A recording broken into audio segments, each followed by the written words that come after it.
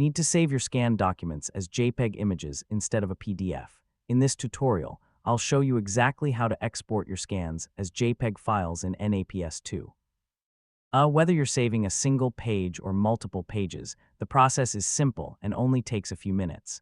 Before exporting your scans, take a quick look through each page. If needed, you can rotate pages, rearrange them into the correct order, or remove any pages you don't want to keep.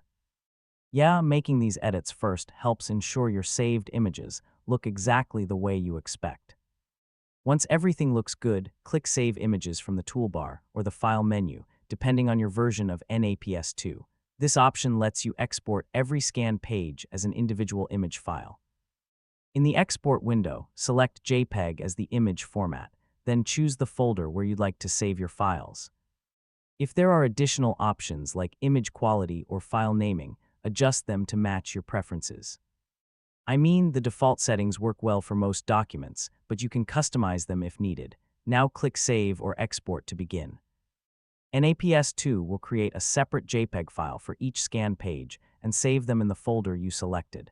Depending on how many pages you're exporting, this usually only takes a few moments.